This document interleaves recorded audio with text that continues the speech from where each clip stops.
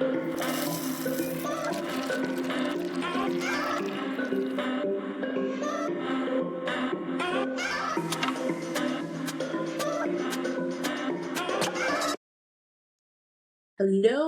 and welcome to the next episode of Coffee and Cleavage. First of all, while I was getting all this together, I was like, I don't have a catchy line for like when I come in. So I'm going to try to formulate something that speaks to me. I don't know what it's going to be, but I'm going to figure it out. So thanks so much for providing me with the patience to change my podcast over to Mondays. It's just more feasible this way for me. And it allows me time to kind of do all of the other things in my life that I have to do. This episode is going to be about exploring the intersection of BDSM and mental health. I think that mental health is super important. And with that being the case, this is a conversation that should be had often and with many. It's often seen as something that is taboo to talk about, which is wildly crazy with all of the shit that we're into in the life that we live. Talking about mental health is taboo for some. I don't understand it.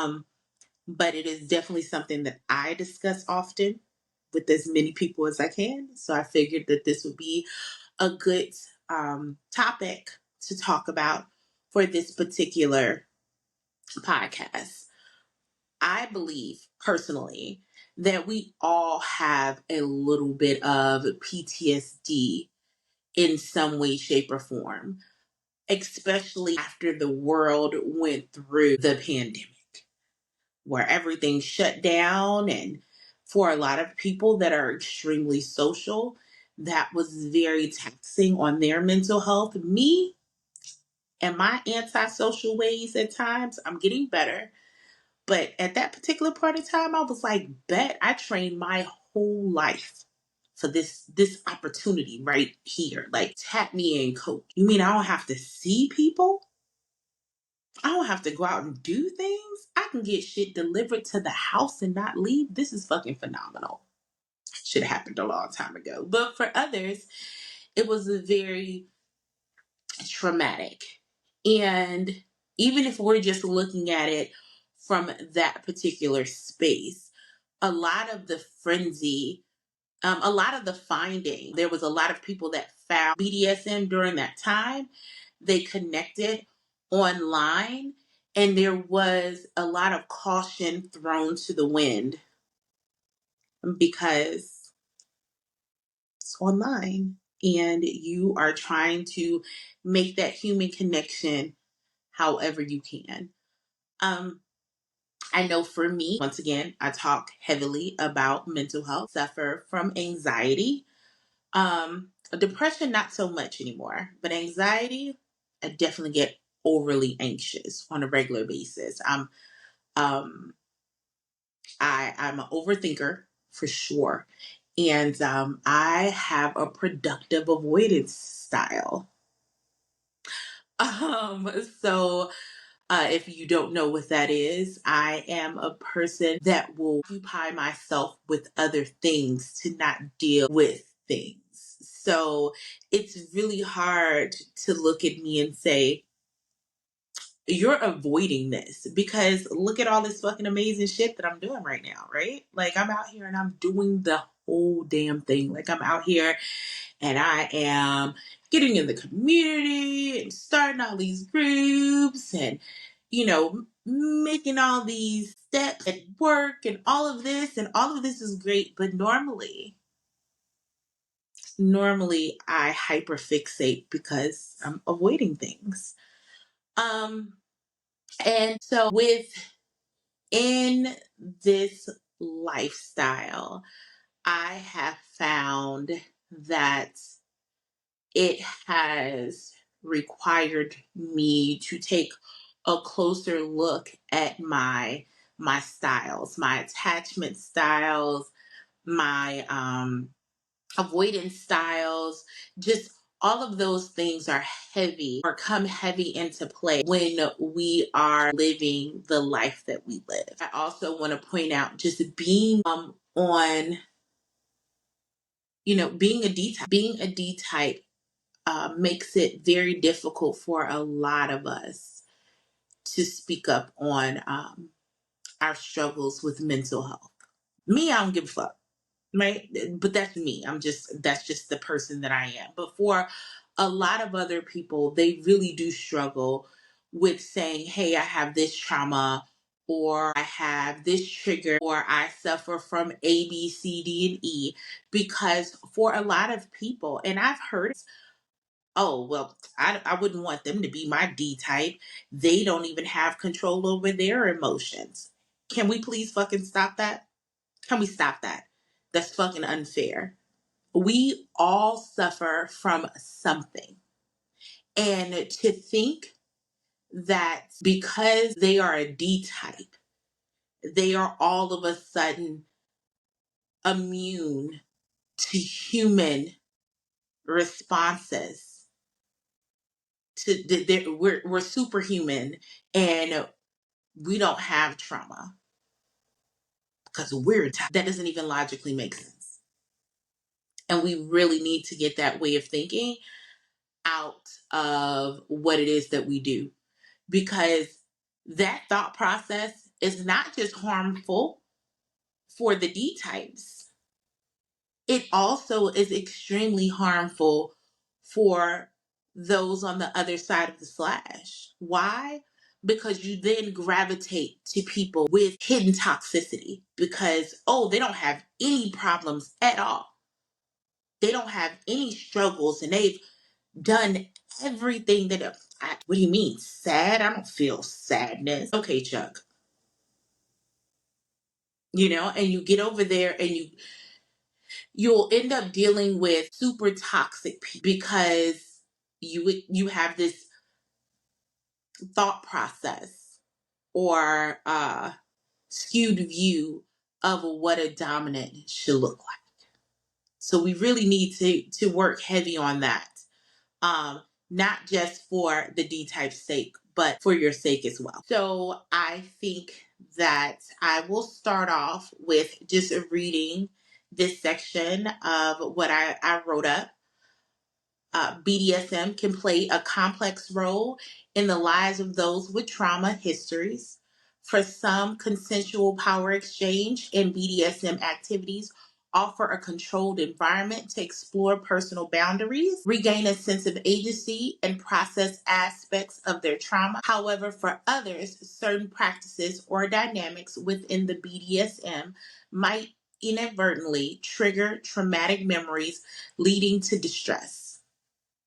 Um, there are many people who use BDSM as a form of therapy, which at one point in time, I didn't agree with that at all. My own beliefs as to, or my beliefs at that particular time on why that's not the healthiest way to handle things. I'm trying to think of the correct way to say it because I'm not trying to be offensive to people. I just feel that in what it is that we do, going in and just using BDSM in those forms of play as a form of therapy or releasing stress, so to speak, can be harmful if not done appropriately. I know that for me, the more that I've grown in BDSM and leather, started becoming more comfortable with who I am as a person. And I've been able to take just whatever it is that I'm doing and I take it to my therapist. I see my therapist twice a month, sometimes more, depending on what I'm going through. Because I'll text her real quick and be like, hey, sis, today has been one of those days and I need to see you ASAP. I need to process through some things. I'm struggling with the processing of it, or I'm not sure if I'm looking at this right. And being able to be transparent and open about the life that I live with my therapist has actually me a lot. There's been a lot of clarifications on why I do what I do or how I may respond to certain situations and why I respond in that way, which has allowed me to grow and practice healthier as I maneuver through all of this. This looks different for everybody. I'm one of those people that I'm pretty self-aware. I'm very self-aware. I'm one of those people that I can look at a situation and say, yeah, no, I can totally see how I botched that. My problem is figuring out how to work through whatever it is that needs to be worked through. And that's where my therapist comes into play. Because, having a Black femme therapist helps a lot. And her being kink and lifestyle friendly, even though I'm her first on this level, she is quick to read and research and broaden her horizon so she can help me better. Lets me know that I got the right therapist. That's a whole nother conversation for a whole nother time. So I wanted to kind of focus on how to navigate triggers in BDSM, um, and the practices. One of the biggest thing is self-awareness. The first step in safely navigating BDSM with a history of trauma is developing a deep understanding of one's own triggers. This involves self-reflection and, in many cases, working with the therapist to identify specific triggers and the emotions and memories that they evoke. For me, I think what I've been working through, um, with my therapist recently, and it's not necessarily BDSM, but I think this is a good example, is my polyamory journey. It's new for me. And so, with that and my triggers and traumas, it can be very trying. It's a lot of landmines there for me, and I have to be very self-aware of said landmines, of said triggers. I have to be able to say, you know what, I'm triggered right now. Let me step away. Let me meditate. Let me journal. Let me go listen to music. Let me go cut. Let me do something because I'm not okay right now. And I've learned to know that it's okay to not be okay and to remove myself from those situations. So self-awareness is for one of the most important parts because you have to know when a situation is triggering you. You have to know what your triggers look like, what it looks like when you are triggered. Everybody's triggers look different, and you have to learn those triggers. So you know when to remove yourself from a particular situation. So you can kind of, you know, another big portion is communication and consent. Open and honest communication with partners about one's triggers is essential. This includes discussing potential triggers before engaging in any BDSM activities and establishing a clear, informed consent that respects these boundaries. Consent should be seen as an ongoing process with all parties feeling empowered to pause or stop the activity if discomfort arises. So, still working from the polyamory example, there's triggers that I have. And I've learned how to articulate them a little bit better for my partner. My partner has also learned how to know when I'm triggered because I don't always catch it in the beginning. I think I'm okay and I'm not okay, and then boom, a whole moment, right? And my moments look different. So being able to have that space where you can sit down and you can talk about those triggers and those situations with your partner or your play partner or whatever the dynamic is, it's super important having those open lines of communications. And that goes for both sides, because remember, it's not just the bottom or the S type that has triggers and trauma. D types have them too. And so you're supposed to be caring for one another. So you have to make sure that you're checking on your part. Okay, I can't stress that enough. You have to make sure that, because sometimes we're not okay. And sometimes we're not the best at articulating that we're not okay. Safe words and signals. Implementing safe words, verbal cues to stop or pause play, and signals, nonverbal cues for when speech may not be possible, provides a safety mechanism for immediately addressing distress or discomfort during a scene. These should be discussed and agreed upon before any BDSM activities begin. I do believe that safe words and signals are super important. If you and your person don't have a set safe word set up, a lot of dungeons just use green, yellow, and red, which is really simple. And for those times where you can't speak, or it may be too loud in the area because of music or whatever the case may be, there's the fingers. So 1 green, 2 yellow, 3 red. But it's also about knowing, paying attention, and studying your bottom or your top, even seeing the difference in their body.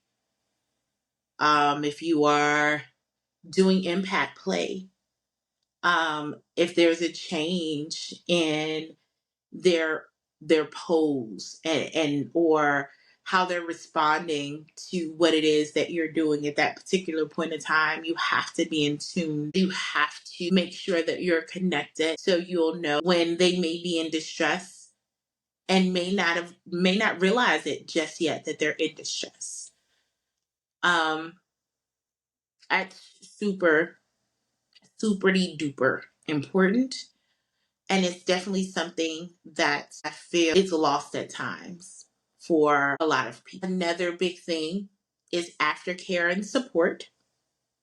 Aftercare, the practice of providing emotional and physical care after a BDSM scene, is particularly important for individuals with trauma histories. Aftercare can help mitigate the impact of any triggers that may have arisen, offering a space for reassurance, comfort, and processing emotion. The specifics of aftercare vary between individuals and should be tailored to the needs of those involved. So, aftercare definitely looks different for different people. I know I've seen some people, they want water and they want snuggles and they want hugs. Then you have other people that are just like, give me my water. Some of them may want a binky and they'll go ahead about their business. Some, it just looks different. I remember when I did a pickup play once, when we were negotiating and we were talking about everything. That was one of my questions. What does aftercare look like for you? She explained that all she needed was like the gentle touches that I normally do during play anyway. If it's, not anything too intense, just to make sure that everyone's okay and we're still connected, and, you know, I have my reasons. But she was like, that works for her. That's all she needed. And, I'm really big on communication afterwards. So, hey, how was it? Was there something that you didn't like? Was there something that you wish there was more of? Like, hit me with a a rating, because I need to know, because how do I become better if I'm not getting feedback? I don't ever want to think that I'm just so perfect that there's no feedback needed. But, aftercare really does look different for everybody. Also, we also need to definitely talk about um, tops and needing aftercare. Sometimes it's needed. Sometimes it's needed. When we talk about aftercare, a lot of times we're looking at the bottoms, not understanding that the tops are going on a high as well. Like it's an experience for them as well. And so making sure that there's nothing that they need in the process is really important. I remember when I experienced my first drop. Never experienced that before. And I had a really good scene. And I'm like texting everybody. I'm like, oh my gosh, I feel great. And we'll have to do this again. And so forth and so on. And it was just so exciting. And that lasted for about 10 hours for me. Like I was on this high. Like I went to bed super happy, just right. And then I woke up the next day and I was like, I'm so sad. And I don't understand why I'm as sad as I am. And I'm calling, people, and I'm like, I don't understand what's wrong. I was so happy. It's because I was going through a drop. And I didn't realize that me as a D type went through drop. It's not often talked about. And it can be just as big, just as heavy for us as it is for S types. And so I implore you guys to keep that in mind as you around in the world and do all the things that you're doing. Another big thing is professional guidance. Engaging with mental health professionals, especially one knowledgeable about both trauma and BDSM, can provide invaluable support. Therapy can offer strategies for managing triggers, processing trauma, and integrating these experiences into one's BDSM practices in a healthy way. We talked about my experience with therapy. I am very much pro therapy. Therapists is needed. It should be utilized more often. I know that it is not easy to find all the time. And I am actually going to take a little time to put together different findings, maybe in a writing on FET. I'm not sure yet. Of different, so we won't talk about how my alarm just went off on my phone and it just jacked everything up, but what else? But I was saying that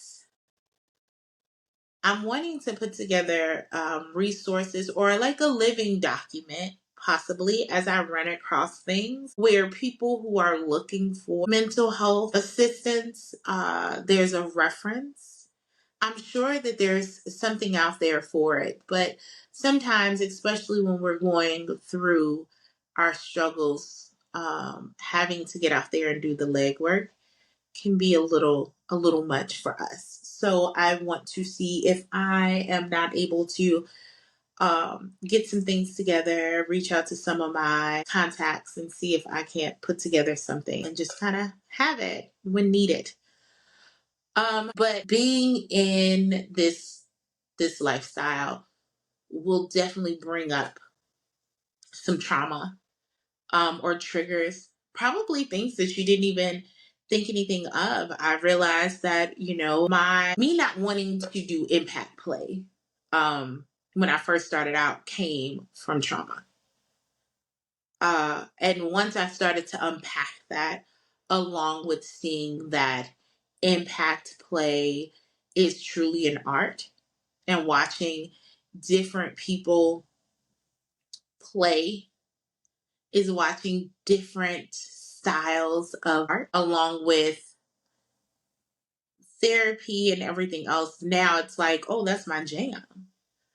But it took me getting the assistance to unpack those biases and traumas and figure out what triggered me and how to to possibly take back my power in that particular manner, to be able to be open to that type of play. So, therapy, therapists, and the conversations that happen with those professions help a lot. And so, I push therapy off because it's a good tool. Another thing is educational resources. So, utilizing educational resources on trauma informed BDSM practices can benefit both individuals with trauma histories and their partners. These resources can offer insights into navigating BDSM activities safely and empathetically. I also want to put out there that it does not necessarily be about BDSM in order for you to have those educational resources, utilize and read the educational resources, and then being able to apply them to um, to your life going forward. So I know everything. Everything that we talk about is, it revolves around BDSM, but it does not have to be BDSM based. Um, it's really about soaking in the information, and after soaking in the information, taking the time to see where you can apply those lessons in your life, in your journey. Yeah. So I just wanted to make sure that I put that out there because everything is like, oh, BDSM, BDSM. And realistically, it's just resources to help overcome trauma. And then another big thing is community support. Many find solace and understanding within BDSM communities that are inclusive and trauma informed. Sharing experiences and strategies with others who have similar backgrounds can offer support and validation. We're going to put a pin in this though, because I feel that it is super important to understand finding community support and someone that can help work you through that process, your thought process, asking the right questions, is completely different than surrounding yourself around other unhealthy, unhealed people that you then trauma bond with. And now you're in an echo chamber and everybody is just sitting down and they think the same and they act the same and they do the same, and no one is pursuing growth or healing and health. So you want to make sure that the community that you're surrounding yourself with is there to help you become the best version of yourself. Because, we can all sit around and talk about the woes of life, but that doesn't necessarily promote productiveness in what you're trying to do, which is being able to identify your triggers, your traumas, and find ways to overcome them. So I'm really big on finding people that are like, I started off where you were and I know how difficult it is. And this is what I did to overcome. This is what I read, or this is where I looked, or this is how I viewed the process. And I enjoy talking to different people about the same topic. Why? Because how one person handled it may not work for me, and then another person handles it one way and that may not work for me. But I can take both of that. If there's different things that they're telling me that speaks to me, and I can then take little tidbits from everybody and curate a plan for myself that works for me, because my traumas and my triggers are unique to my lived experience, and you add that on to my personality and how I deal with things, and it's a whole different ball. So, you can't take people's experience as law, because that's their experience, and how they handled it was how they handled it. And you can take pieces of that may work for you, but you have to be self-aware enough to know, what, I mean, like, I know that that worked for them, but I don't think it'll work for me. And that's okay. So finding community support is super, super important. Of course, you can be online, but also it's amazing when you get out and touch grass. I feel like I talk about this every episode, but my goal is to get you guys out and touching grass and doing all the things, right? And so online support is great, but offline is good too. Um, and that is all I have for today's episode, actually. I had so much more to talk about, but it's so dense. So if you guys are interested in hearing more, I can continue delving in a little bit more. But if not, we'll just continue moving on and find another topics to talk about. I just want to take a moment to thank you guys for going on this journey with me. And I super look forward to talking to you guys again next week. Have a great Monday.